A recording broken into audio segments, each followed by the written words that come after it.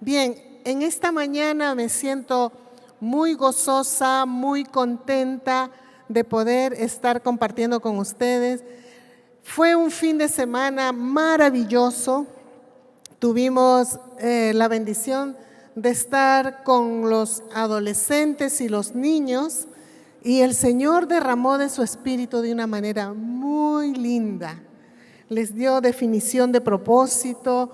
Los chicos comenzaron a entender su llamado y saber que Dios tiene grandes sueños con ellos. Entonces es lindo ver que se está protegiendo vidas, que se está protegiendo futuros y que no van a tener las experiencias que nosotros hemos tenido, que tal vez conocer al Señor ya en unas edades más diferentes. Y el día de hoy están los más pequeñitos, están teniendo su jornada arriba. Alabo al Señor que estoy con un equipo de 10 personas. Quiero que también le den un aplauso a la pastora Noemí, que se ponga de pie.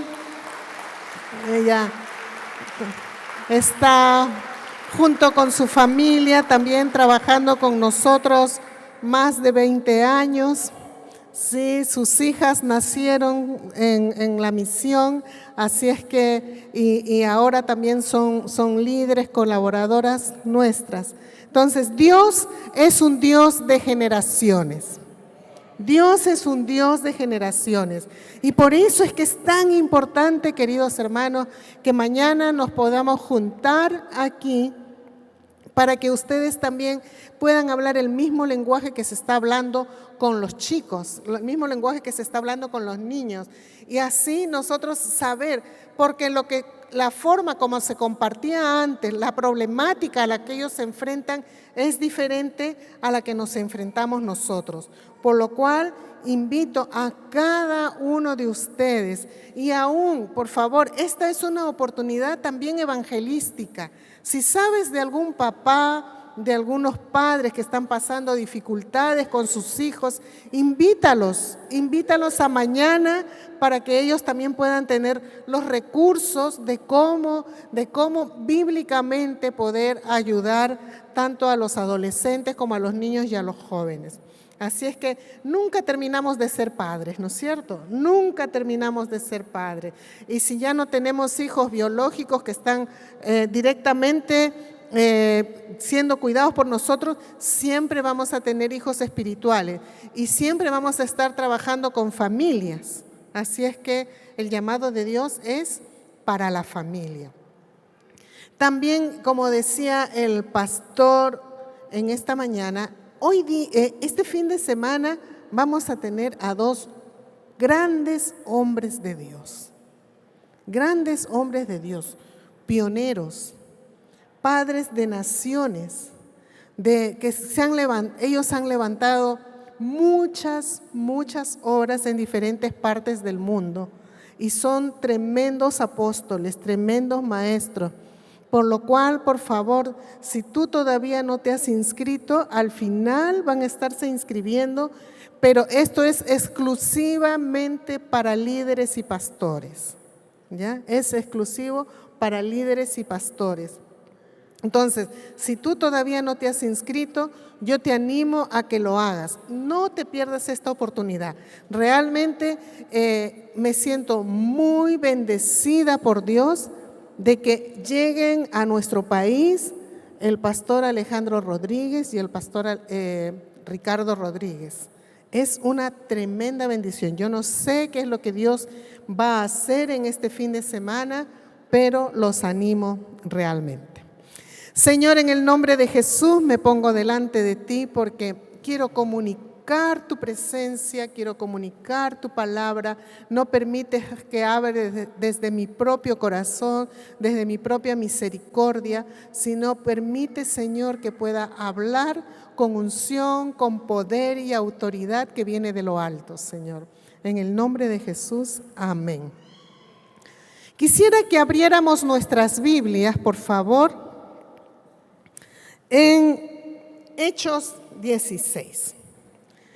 Hechos 16 es un pasaje sumamente conocido por cada uno de nosotros.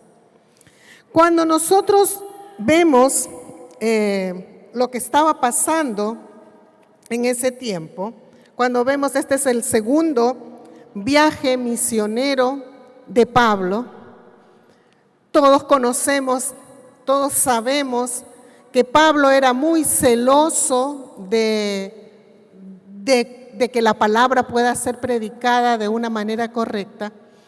Y en algún momento, su compañero de viaje, aquel con el que había trabajado codo a codo, con el que comenzó el ministerio, con el que trabajó constantemente, tal vez con el que aprendió a perdonar, aprendió a orar, con el que estaba cerca de él, llega un momento en que le dice: yo no sigo contigo.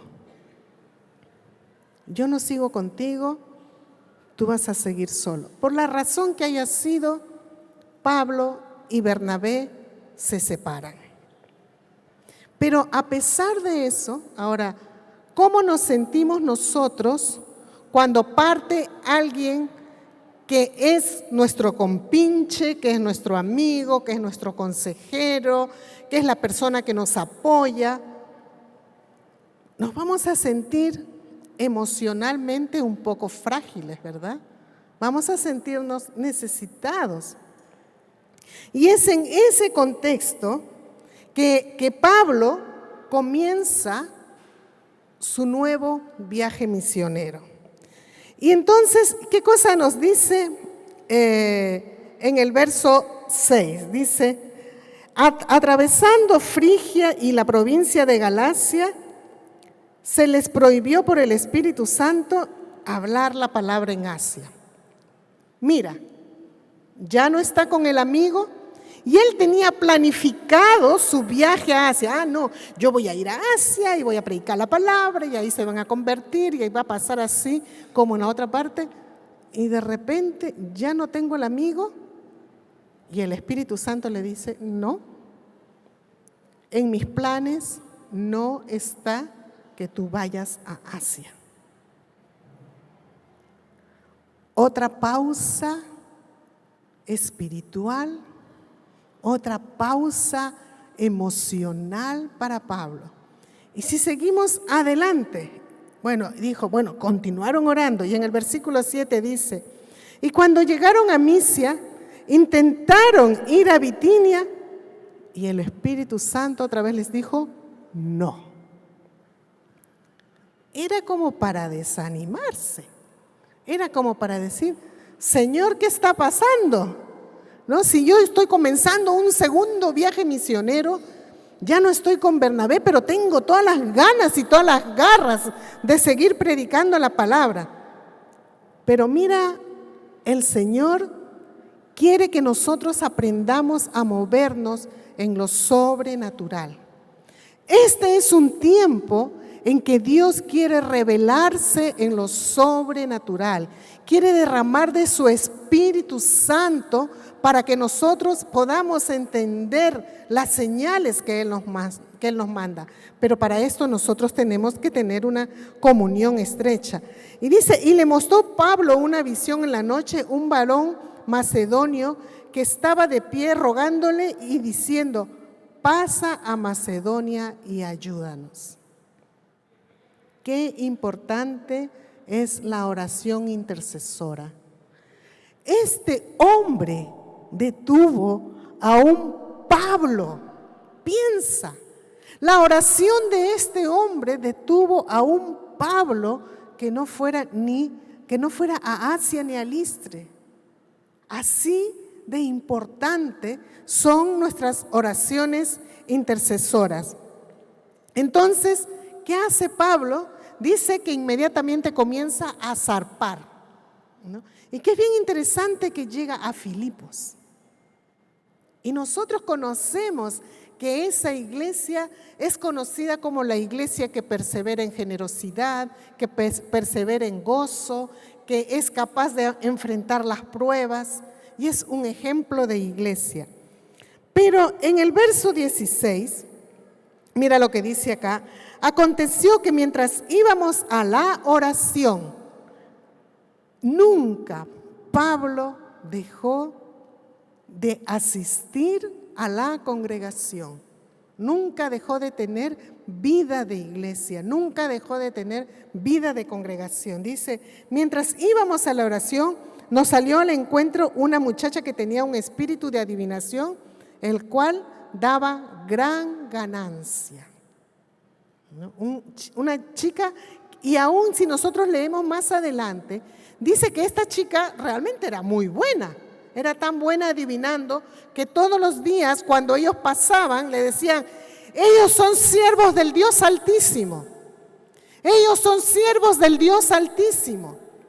Así como escuchamos, el diablo predica muy bien, pero no tiene la unción. Y lo que hacía ella era distraer, porque era una manera de asociarse con el Rey de Reyes y Señor de Señores. Es como cuando se toman fotos con las autoridades eclesiásticas. Yo recuerdo que en Chile, en una oportunidad, cuando llegó el Papa, no estaba considerado que pudieran tomarse foto con uno de los presidentes, porque no había sido elegido democráticamente. Entonces, ¿qué hizo este presidente?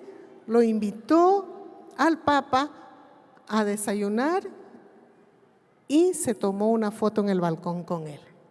Entonces, ante todo el mundo, el Papa está conmigo, ¿no? Es exactamente lo mismo que estaba haciendo esta adivina, como diciendo, yo adivino, pero no es malo. Lo que yo estoy haciendo no es malo. Vemos adivinos que ponen santos, que ponen el crucifijo, que ponen eso. Es exactamente igual. Pero el Señor es bien radical. Por eso que Pablo acá les dice, se enoja, ¿no? Y llega un momento en que le dice, te ordeno que salgas. ¿Y qué sucede con estas personas? Dice que se enojan porque la esperanza de ganar mucho dinero con esta chica que era esclava no solamente de ellos, sino que era esclava de un espíritu de adivinación, había terminado. ¿Y cuál es la reacción de esta gente? Va y lo acusa a Pablo y a Silas. ¿Va? ¿Y qué cosa les dice? Dice, presentándose en el versículo 20, presentándolos a los magistrados, dijeron, estos hombres, siendo judíos, alborotan nuestra ciudad y enseñan costumbres que no nos es lícito hacer, pues somos romanos. Y se agolpó el pueblo contra ellos, y ahora miren acá, y los magistrados, fueron los magistrados, y los magistrados, rasgándoles las ropas, les ordenaron azotar con varas. Después de haberlo azotado mucho, los echaron en la cárcel, mandando al carcelero que los guardase con seguridad. El cual, recibido este mandato, los metió en el calabozo de más adentro y los aseguró en los pies en el cepo. Ahora, mira lo que dice acá, dice, a medianoche, orando, no estaban acariciando sus heridas, no estaban diciendo, pobrecitos de nosotros, que estamos sufriendo por el evangelio. Pobre de nosotros que estamos pagando el precio. ¿Qué era lo que estaban? Yo creo que lo que estaban orando era en gratitud. Yo creo que lo que estaban orando era dándole gracias al Señor porque podían percibir su presencia aún en medio de esa dificultad. Porque solamente así nosotros podemos entender que dice que cantaban himnos y que los presos lo oían. ¿Sabes? El mes pasado, uno de nuestros misioneros que vive en Haití estaba yendo a la escuela que se tiene allá con su niña de 12 años. Ellos estaban caminando, estaban recién saliendo de su casa, como a 1.5 cuadras de su casa, y de repente los rodean unos hombres y lo secuestran para pedir $100,000 de rescate. Él les ruega que por favor dejen ir a su niña. Dejaron ir a la niña llegó tranquila a la casa y le contó a la mamá lo que había pasado.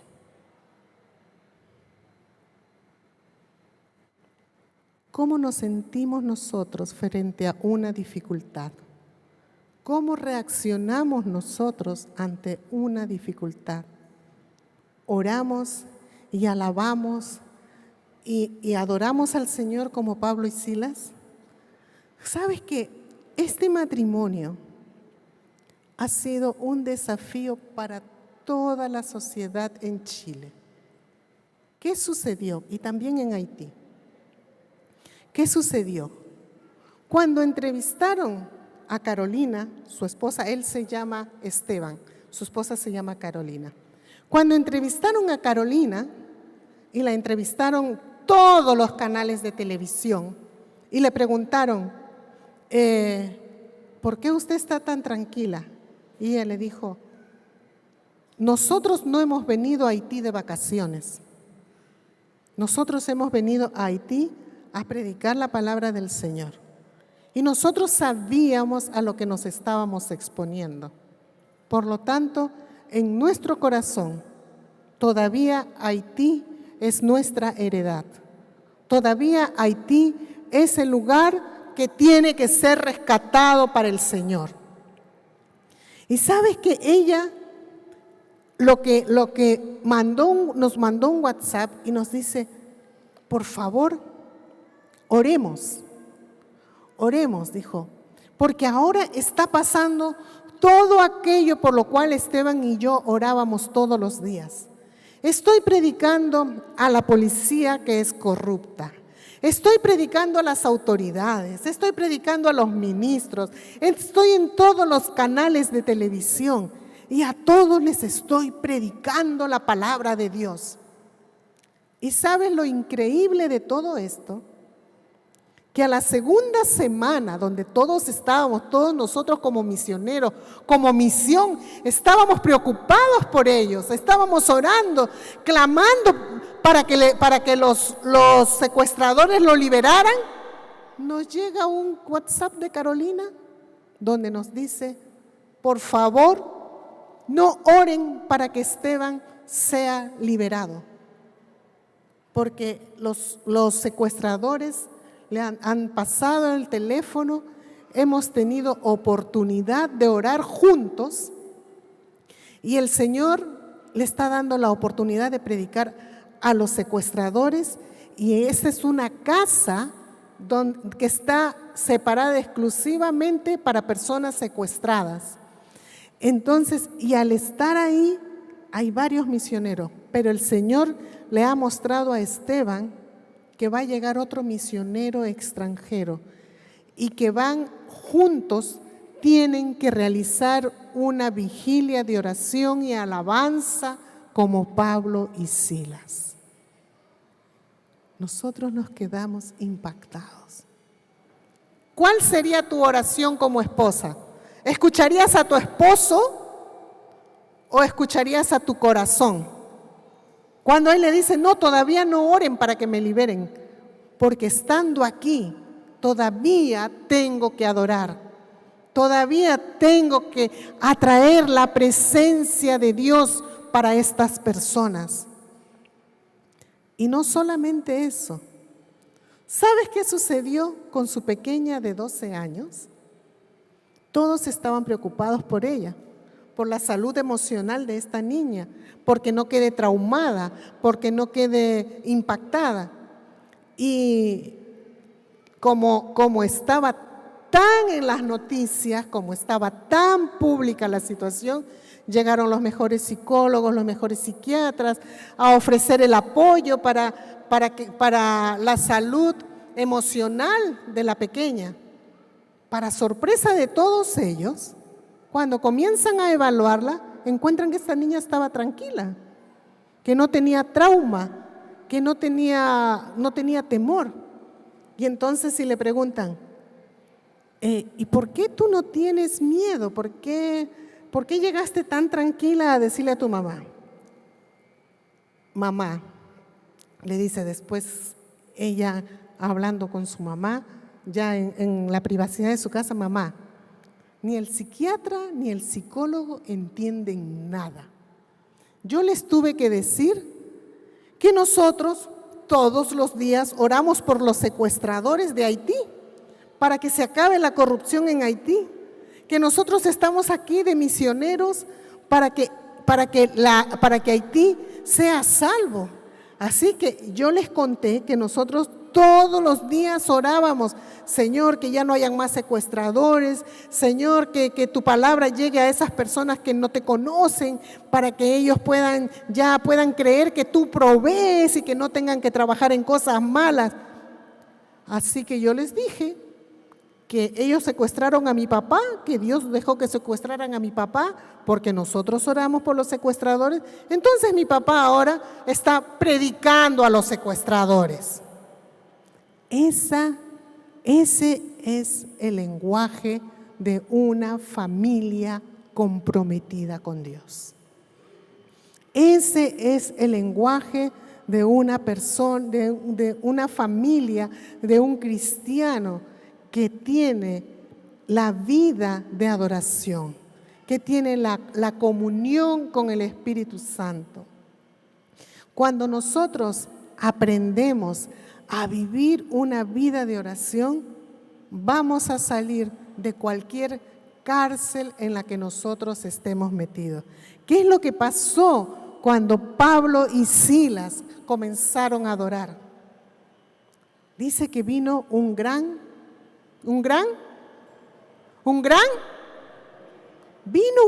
terremoto. Y esto es algo que pasa cada vez que adoramos. No era la primera vez que sucedía algo así.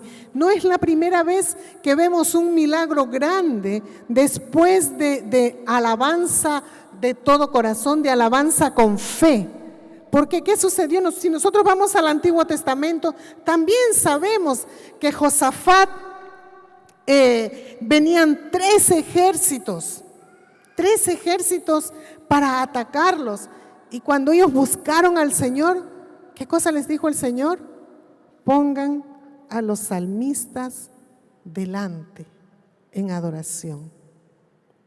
¿Y por qué puso a los salmistas adelante? ¿Por qué no puso a los soldados adelante? Porque los soldados eran hombres de guerra, pero los salmistas son personas que tenían comunión con el Dios Todopoderoso. Y esa es la diferencia de un adorador. Esa es la diferencia de alguien que busca al Señor con todo su corazón. Antes, en el Antiguo Testamento, había diferencia entre levita y soldado. Pero con Jesús, querido hermano, el velo se rasgó en 2. Y nosotros tenemos la opción, tenemos la oportunidad de convertirnos en adoradores que adoren al Señor en espíritu y en verdad. Y no importa si estemos secuestrados, si estemos libres, si estemos enfermos, si estemos en abundancia, en todo momento nosotros vamos a ser capaces de alabar y adorar el nombre de Dios, no mirando las circunstancias, sino manteniendo los ojos en Él. En Él. ¿Y qué va a suceder? Toda prisión va a caer. Toda prisión va a caer. Y va a suceder en una forma sobrenatural. Y ya no vamos a tener que estar siendo tan esforzados en la predicación del Evangelio, sino que va a suceder como sucedió con el carcelero, que le dijo: ¿qué tengo que hacer yo para ser salvo? E inmediatamente, dice, a mí me impacta cuando él dice que los llevó a su casa. Los llevó a su casa, les sirvió, les limpió.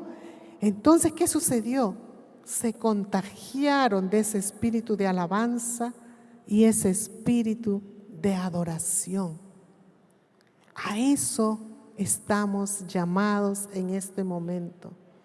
Bendeciré al Señor en todo tiempo. Su alabanza estará de continuo en mi boca. En Jehová se gloriará mi alma. No importa la circunstancia, mi corazón, mis emociones no dependen de lo que yo estoy viviendo, sino mis emociones dependen de quién es Él. Y yo, aunque no tenga ganas, yo le voy a decir: bendice, alma mía, a Jehová, y no te olvides de ninguno de sus beneficios. ¿Y qué pasa cuando yo comienzo a agradecer al Señor por todo lo que me ha dado?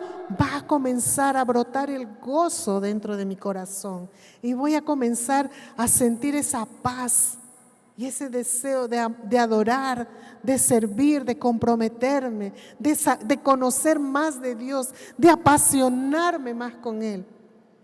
Y lo lindo de todo esto es que cuando nosotros somos más adoradores, vamos a ser más osados, aún con las personas que están en autoridad.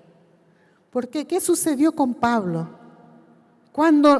Porque ellos fueron acusados injustamente diciendo que eran judíos.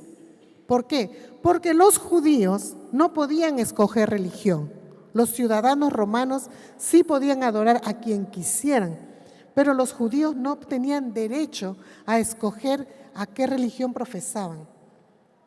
Por eso los magistrados, cuando se enteraron de que Pablo era romano, cuando se enteraron de que Silas tenía ciudadanía romana, aunque él era judío, se asustaron. Se asustaron. ¿Y qué cosa querían ellos? Sal calladito, ándate calladito, baja, ándate de noche. Cuando nosotros conocemos nuestro valor en Dios, tenemos una presencia en la sociedad, tenemos autoridad y tenemos que ser capaces de denunciar la injusticia, de denunciar aquello que no es correcto. Tenemos que levantar una voz profética en contra del aborto, en contra de las leyes que van en contra de nuestra familia. Tenemos que ser una voz profética. Ser un adorador no significa ser una persona pasiva. ¿Qué sucedió con Pablo? Pablo dijo: no, que vengan ellos y que se vengan a disculpar, que reconozcan que fueron contra una verdad. Y esa tiene que ser nuestra actitud ante las cosas que no están claras. No podemos poner la luz bajo la mesa, tenemos que levantarla y tenemos que brillar.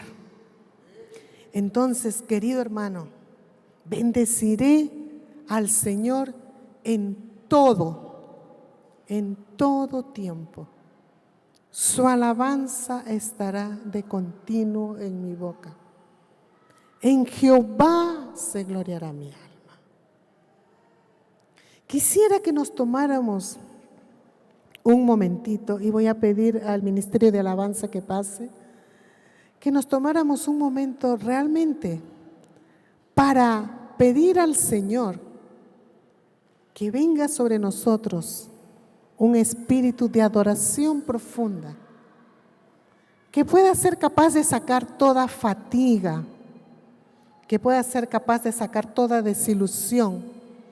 Tal vez en estos momentos puedes estar como Pablo, que esa persona tan amada, tan querida, en la cual tú te apoyabas, ya no está contigo. O tal vez como Pablo, sientes que estás viviendo y siendo juzgado injustamente, que estás viviendo una situación injusta. O tal vez como Pablo y como Silas, te sientes atado, aprisionado en una cárcel no física, pero sí de dudas, de temor,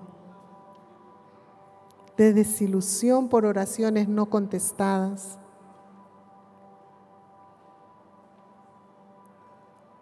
de cansancio por no ver frutos,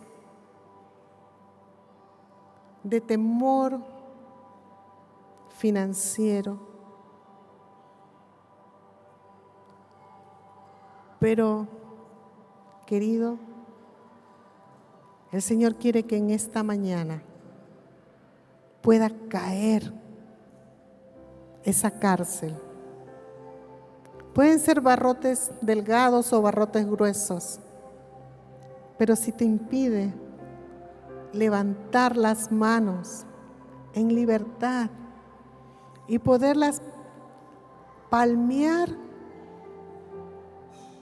como si fueran árboles. El Señor quiere que nosotros podamos entregar a Él todo aquello que en un momento no permitió que pudiéramos no solamente atraer la presencia a nosotros, sino a todo el que nos rodea. Una manera de saber cuál es la calidad de tu adoración es cuando tú puedes evaluar en cuánto gozo vives. ¿Eres una persona gozosa? ¿Eres una persona que disfruta el día a día? ¿Eres una persona que aprecia lo que Dios te da? ¿Eres una persona que aprecia simplemente el poder respirar? Con esto del COVID, nosotros sabemos que ahora el respirar es un milagro. El respirar es un milagro. El poder ver, el poder caminar, el estar libres, queridos hermanos, es un milagro. El estar libres es un milagro. Esteban fue liberado de una manera sobrenatural. Se tuvieron que hacer negociaciones. El Señor proveyó de una manera sobrenatural desde todo el mundo. Pero ¿sabes? Ellos siguen en Haití. Ellos siguen en Haití. Y tanto su familia y como su iglesia quisiera que vinieran a descansar a Chile. Pero ellos tienen 2 niñas que no están legalmente adoptados, sino que ellos los tienen como guardadores. Y están todavía en el proceso de adoptarlos legalmente. Y por eso no vienen. Pero Dios nos está llamando ahora a ser adoradores de calidad. El Señor nos está llamando a alegrar su corazón. El Señor nos está llamando que nosotros seamos capaces de atraer su presencia. Atraigamos su presencia. Un corazón rendido, un corazón humillado, alegra el corazón de Dios.